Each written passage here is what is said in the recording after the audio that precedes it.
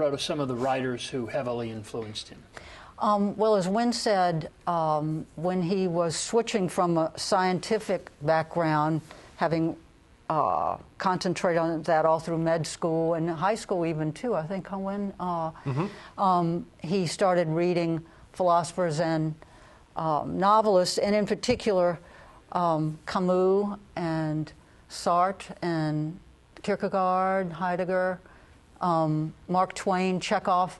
Very few Americans, but many European. And I think Sartre was the one who, he said, allowed him to see how someone could take their philosophical thoughts and put them into a novel without it being mundane or preachy or too dry. And I know there was a Flannery O'Connor quote you wanted to share with us as well. Now? Sure. Goody, I like that one. It's and it also sees how he sees himself as a diagnostic novelist. It says, this is a direct quote, "Now I'm perfectly willing to believe Flannery O'Connor when she said, and she wasn't kidding, that the modern world is a territory largely occupied by the devil. No one doubts the malevolence abroad in the world, but the world is also deranged. What interests me as a novelist is not the malevolence of man, so what else is new, but his looniness. The looniness, that is to say, of the normal denizen of the Western world who, I think it fair to say, doesn't know who he is, what he believes, or what he is doing. This unprecedented state of affairs is, I suggest, the domain of the diagnostic novelist." So those were his concerns. So, Wynne, can we call him a philosopher? Oh, absolutely. I don't think, though, that you need to have any sort of understanding of philosophy to appreciate his novels. They sort of operate on as do all the things that normal novels do. Good storytelling. There's just good storytelling. They're very affirming, beautifully written novels. But he also had a side that was deeply philosophical. He was very interested in language and semiotics, and that occupied a great deal of his time. This sounds so serious, and it is, but was there a humorous side to his writing? I think his humor is sort of key to understanding him. I mean, he used humor as a way of sort of as a means of introspection, as a way of getting some deep and profound things. And his humor comes from just observations of everyday life, of people, of the way they interact. Rhoda, you mentioned his faith earlier. How important was his Catholic faith to him personally and to his writing? I think it was his salvation, really, that it helped in the decisions that Wynne talked about, to become a novelist, to become a Catholic, to move to New Orleans, and to marry Bunt. And to live. To live, Right. Exactly. It was his way of saying, I'm not going to commit suicide. I've made these decisions. I've made the leap of faith, and that's the way he found hope and joy in life, and escaped the everydayness. Not that he didn't get depressed sometimes, and he was. He described himself as a mild depressive, but I know that I asked him one time, so I was a lapsed Catholic, do you really buy all that stuff? You know, Jesus came down and saved us, and he said, yes, I do buy it, and Bunt and I walk to Mass every afternoon. So I know he kept it going and decided he was buying the whole package. So, Wynne, why should someone read Walker Percy, and if so, where should they start?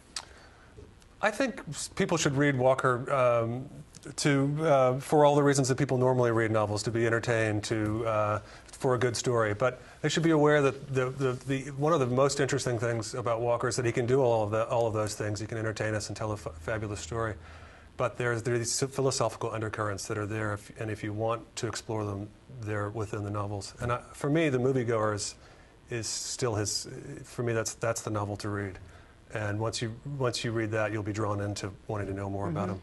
Yeah, I'm wondering, Rhoda, if you start with the top, you only work your way down. Is that where you would start, however? I would, but I'm not. I don't think it's necessarily more enjoyable than some of the others, or some people might say it's the best, but I certainly would start there, but I kind of like going chronologically, the way things were written. But as Wynn said a few minutes ago, and just to emphasize, because I didn't get it at first, that the moviegoer is quite funny. It's very humorous, and I can remember him in my bookstore one time, he was signing books, and he said to me, well, have you ever read The Moviegoer? I guess I hadn't. And I said, uh-huh. And he said, well, did you like it? And I said, yeah, I did. And he said, well, did you find it funny? And I said, no. And he said, well, it's supposed to be.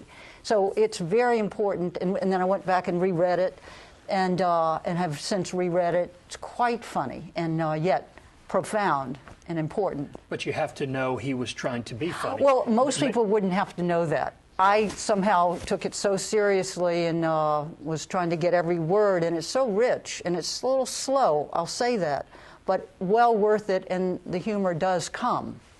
And it's set here in New Orleans, which I think is important. I mean, he puts Binks Bowling, his protagonist, on the streets of New Orleans, and he wrote beautifully about the city, I think. Oh, yeah. You know, Time magazine, when the book came out, said that he wrote about New Orleans as if he'd created it. That's quite an accolade. Well, we're going to talk about the film next, but before we do, we want to show you a trailer from the new documentary film, Walker Percy. Take a look.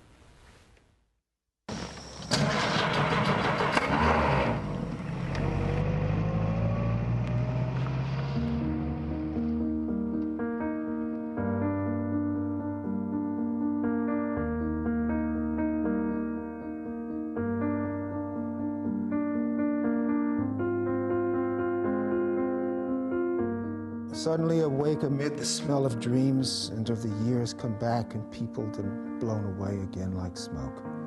A young man am I, 29, but I am as full of dreams as an ancient. At night, the years come back and perch around my bed like ghosts. Walker is a man in whom powerful contending voices from his past, his family, people who were big influences, are in a way arguing and struggling with one another. And those arguments find their way to the page. Now, Walker Percy wrote with an amazing sense of both grace and despair, and then a sense of faith that overcomes all that. He always had a twinkle in his eye, even though you could tell his eyes had seen despair.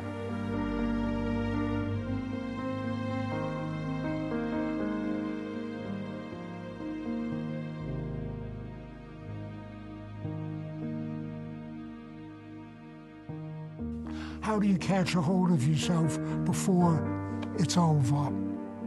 How do you find a moment that clarifies and that connects you with yourself and your fellow human beings in a way that it makes some moral and spiritual, if I may use those words, moral and spiritual sense? That's what he was getting at.